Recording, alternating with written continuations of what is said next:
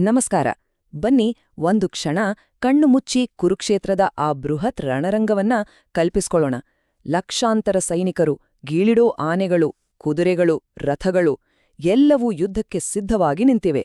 ಎರಡು ದೊಡ್ಡ ಸೇನೆಗಳು ಮುಖಾಮುಖಿಯಾಗಿವೆ. ಅಬ್ಬಾ, ಎಂಥ ಒಂದು ಉದ್ವಿಗ್ನ ಕ್ಷಣ ಅಲ್ವಾ? ಇಂಥ ಒಂದು ಸಂದರ್ಭದಲ್ಲೇ ಜಗತ್ತು ಕಂಡ ಶ್ರೇಷ್ಠ ಆಧ್ಯಾತ್ಮಿಕ ಸಂವಾದ ಅಂದ್ರೆ ನಮ್ಮ ಭಗವದ್ಗೀತೆ ಶುರುವಾಗುತ್ತೆ. ಸರಿ, ಹಾಗಾದ್ರೆ ಬನ್ನಿ ಅದರ ಮೊದಲ ಮಾತುಗಳನ್ನ ಕೇಳೋಣ. ಎಲ್ಲಕ್ಕಿಂತ ಮೊದಲು ಅರಮನೆಯಲ್ಲಿ ಆರಾಮವಾಗಿ ಕುಳಿತಿದ್ದ ಕುರುಡು ರಾಜ ಧೃತರಾಷ್ಟ್ರ ತನ್ನ ಕಾರ್ಯದರ್ಶಿ ಸಂಜಯನಿಗೆ ಒಂದು ಪ್ರಶ್ನೆಯನ್ನ ಕೇಳ್ತಾನೆ. ಇಡೀ ಭಗವದ್ಗೀತೆಗೆ ಅಡಿಪಾಯ ಹಾಕಿದ್ದೇ ಈ ಒಂದು ಪ್ರಶ್ನೆ. ಹಾಗಾದ್ರೆ ಏನಾಗಿತ್ತು ಆ ಪ್ರಶ್ನೆ? ಬನ್ನಿ ನೋಡೋಣ. ಭಗವದ್ಗೀತೆಯ ಮೊದಲ ಅಧ್ಯಾಯದ ಮೊದಲನೇ ಶ್ಲೋಕ. ಇದು ರಾಜ ಧೃತರಾಷ್ಟ್ರನ ಮನಸ್ಸಿನಲ್ಲಿದ್ದ ಆಳವಾದ ಆತಂಕ ಮತ್ತು ಅವನ ಪಕ್ಷಪಾತವನ್ನ ಏಕ್ದಂ ಸ್ಪಷ್ಟವಾಗಿ ತೆರೆದಿಡುತ್ತೆ. ಭಗವದ್ಗೀತೆ ಅಧ್ಯಾಯ 1 ಶ್ಲೋಕ 1. ಧೃತರಾಷ್ಟ್ರ ಉವಾಚ ಧರ್ಮಕ್ಷೇತ್ರೇ ಕುರುಕ್ಷೇತ್ರೇ ಸಮವೇತಾ ಯುಯುತ್ಸವಃ ಮಾಮಕಾಃ ಪಾಂಡವಾಶ್ಚೈವ ಕಿಂ ಕುರ್ವತ ಸಂಜಯ. ಇಲ್ ನೋಡಿ ಧೃತರಾಷ್ಟ್ರನ ಮನಸ್ಸಲ್ಲಿ ಏನಿದೆ ಅಂತ. ಇದು ತುಂಬಾನೇ ಇಂಟ್ರೆಸ್ಟಿಂಗ್. ಅವನು ಕುರುಕ್ಷೇತ್ರವನ್ನ ಕೇವಲ ಯುದ್ಧಭೂಮಿ ಅಂತ ಕರೆಯಲ್ಲ, ಬದಲಾಗಿ ಧರ್ಮಕ್ಷೇತ್ರ ಅಂತಾನೆ. ಅಂದ್ರೆ ಒಂದು ಪುಣ್ಯ ಭೂಮಿ. ಯಾಕೆ ಹೀಗೆ ಹೇಳ್ತಾನೆ? ಯಾಕಂದ್ರೆ ಅವನಿಗೆ ಒಳಗೊಳಗೊಂಡ್ ಭಯ. ಆ ಪವಿತ್ರ ಜಾಗದ ಪ್ರಭಾವದಿಂದ ಧರ್ಮದ ಪರ ಇರೋ ಪಾಂಡವರಿಗೇನಾದ್ರೂ ಅನುಕೂಲ ಆಗ್ಬಿಡುತ್ತಾ ಅಂತ. ಅಷ್ಟೇ ಅಲ್ಲ, ಮಾಮಕಃ ಅಂದ್ರೆ ನನ್ನವರು ಅಂತ ಬರೀ ತನ್ನ ಮಕ್ಕಳ ಬಗ್ಗೆ ಮಾತಾಡ್ತಾನೆ. ಪಾಂಡವರನ್ನು ತನ್ನ ಕುಟುಂಬದವರೇ ಅಲ್ಲ ಅನ್ನೋ ಹಾಗೆ ಬೇರೆ ಮಾಡ್ತಾನೆ. ನೋಡಿ, ಅವನ ಮೊದಲನೇ ಮಾತಲ್ಲೇ ಅವನ ಪಕ್ಷಪಾತ ಎಷ್ಟು ಕ್ಲಿಯರಾಗಿ ಕಾಣ್ತಿದೆ ಅಲ್ವಾ? ಸೊ ಅವನ ಪ್ರಶ್ನೆಯ ಸಾರಾಂಶವೇ ಇದು. ಸಂಜಯ, ಧರ್ಮಭೂಮಿಯಾದ ಕುರುಕ್ಷೇತ್ರದಲ್ಲಿ ಯುದ್ಧ ಮಾಡೋಕೆಂತ ಸೇರಿರುವ ನನ್ನ ಮಕ್ಕಳು ಮತ್ತು ಪಾಂಡುವಿನ ಮಕ್ಕಳು ಏನ್ ಮಾಡಿದ್ರು ಅಂತ. ಅವನಿಗೆ ತನ್ನ ಮಕ್ಕಳ ಗೆಲುವಿನ ಬಗ್ಗೆ ಡೌಟ್ ಶುರುವಾಗಿತ್ತು. ಇದೇ ಅವನ ಮಾತುಗಳ ಹಿಂದಿರೋ ನಿಜವಾದ ಆತಂಕ. ಸರಿ, ಈಗ ಅರಮನೆಯಿಂದ ನೇರವಾಗಿ ಯುದ್ಧಭೂಮಿಗೆ ಹೋಗೋಣ. ಸಂಜಯ್ ಧೃತರಾಷ್ಟ್ರನಿಗೆ ಅಲ್ಲಿ ಏನ್ ನಡೀತಿದೆ ಅಂತ ವಿವರಿಸೋಕೆ ಶುರುಮಾಡ್ತಾನೆ. ಪಾಂಡವರ ಸೈನ್ಯವನ್ನ ನೋಡಿ ದುರ್ಯೋಧನ ಹೇಗೆ ರಿಯಾಕ್ಟ್ ಮಾಡ್ತಾನೆ ಅಂತ ನೋಡೋಣ ಬನ್ನಿ. ಭಗವದ್ಗೀತೆ ಅಧ್ಯಾಯ 1 ಶ್ಲೋಕ 2. ಸಂಜಯ ಉವಾಚ ದೃಷ್ಟ್ವಾತು ಪಾಂಡುವಾಣೀಕಂ ವ್ಯೂಢಂ ದುರ್ಯೋಧನಸ್ತದಾ ಆಚಾರ್ಯಮುಪಸಂಗಮ್ಯ ರಾಜ ವಚನಂ ಅಬ್ರವೀತ್. ಈ ಶ್ಲೋಕದಲ್ಲಿ ದುರ್ಯೋಧನನನ್ನ ರಾಜ ಅಂತ ಸಂಬೋಧಿಸಲಾಗಿದೆ. ಆದ್ರೆ ಪಾಂಡವರ ಸೈನ್ಯದ ಆ ಪರ್ಫೆಕ್ಟ್ ವ್ಯೂಹ ರಚನೆ ನೋಡಿದ ತಕ್ಷಣ ಅವನಿಗೆ ಒಳಗೊಳಗೆ ಭಯ ಶುರುವಾಗುತ್ತೆ. ಆದ್ರೆ ಒಬ್ಬ ರಾಜಕಾರಣಿಯ ಹಾಗೆ ಅವನು ತನ್ನ ಭಯವನ್ನ ಮುಚ್ಚಿಟ್ಕೊಂಡು ಪರಿಸ್ಥಿತಿ ಎಷ್ಟು ಗಂಭೀರವಾಗಿದೆ ಅಂತ ವಿವರಿಸೋಕೆ ನೇರವಾಗಿ ತನ್ನ ಸೇನಾಪತಿ ದ್ರೋಣಾಚಾರ್ಯರತ್ರ ಹೋಗ್ತಾನೆ.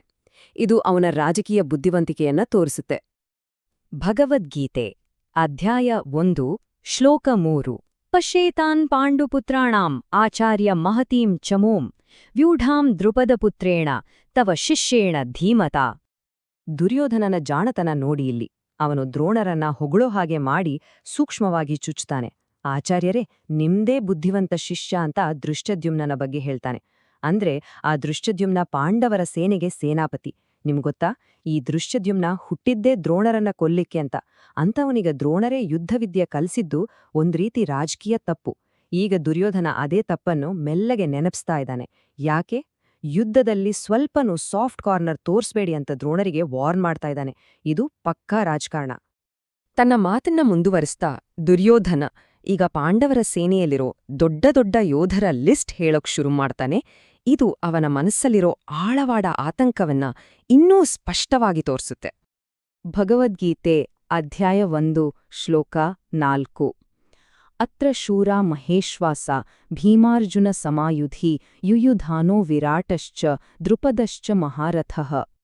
ಭಗವದ್ಗೀತೆ ಅಧ್ಯಾಯ 1 ಶ್ಲೋಕ 5. ದೃಷ್ಟಕೇತುಶ್ಚಕಿತಾನಃ ಕಾಶಿರಾಜಶ್ಚ ವೀರ್ಯವಾನ್ ಪುರುಜಿತ್ ಕುಂತಿಭೋಜಶ್ಚ ಶೈಬ್ಯಶ್ಚ ನರಪುಂಗವಃ. ಹಾಗಾದ್ರೆ ದುರ್ಯೋಧನ ಯಾಕೆ ಈ ಎಲ್ಲ ಯೋಧರ ಹೆಸರನ್ನ ಹೇಳ್ತಿದ್ದಾನೆ? ಯಾಕಂದ್ರೆ ಅವನು ತನ್ನ ಸೇನಾಪತಿಗೆ ಎದುರಾಳಿ ಎಷ್ಟು ಸ್ಟ್ರಾಂಗ್ ಇದ್ದಾರೆ ಅಂತ ಮನವರಿಕೆ ಮಾಡ್ಕೊಡ್ತಿದ್ದಾನೆ. ಯುಯುಧಾನ, ವಿರಾಟ, ದ್ರುಪದರಂತಹ ಮಹಾರಥಿಗಳು ಯುದ್ಧದಲ್ಲಿ ಭೀಮ, ಅರ್ಜುನರಿಗೇನೂ ಕಮ್ಮಿ ಇಲ್ಲ, ಅವರಿಗೆ ಸರಿಸಮಾನರು ಅಂತ ಅವನೇ ಒಪ್ಕೊಳ್ತಿದ್ದಾನೆ. ದೃಷ್ಟಕೇತು, ಕಾಶಿರಾಜನಂತಹ ಪರಾಕ್ರಮಿಗಳ ಹೆಸರನ್ನ ಪಟ್ಟಿ ಮಾಡ್ತಿದ್ದಾನೆ. ಇದರಿಂದ ನಮಗೆ ಗೊತ್ತಾಗೋದೇನೆಂದ್ರೆ ತನ್ನ ಗೆಲುವಿಗೆ ಇವರೆಲ್ಲರೂ ದೊಡ್ಡ ಅಡ್ಡಗಾಲು ಅಂತ ಅವನಿಗೆ ಚೆನ್ನಾಗಿ ಅರಿವಿತ್ತು.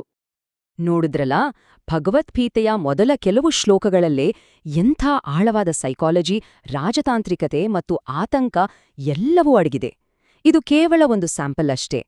ಇಂಥ ಆಧ್ಯಾತ್ಮಿಕ ಜ್ಞಾನದ ಸಾಗರವನ್ನ ಇನ್ನೂ ಆಳವಾಗಿ ತಿಳಿಯೋಕೆ ಒಂದು ಅದ್ಭುತವಾದ ಜಾಗ ಇದೆ.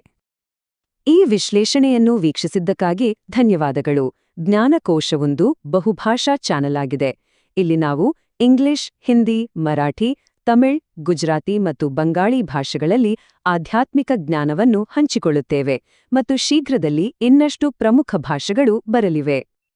ಸನಾತನ ಧರ್ಮದ ಶಾಶ್ವತ ನಿಧಿಗಳನ್ನು ಸರಳ, ಸ್ಪಷ್ಟ ಮತ್ತು ಅರ್ಥಪೂರ್ಣ ರೀತಿಯಲ್ಲಿ ತಲುಪಿಸುವುದೇ ನಮ್ಮ ಗುರಿ.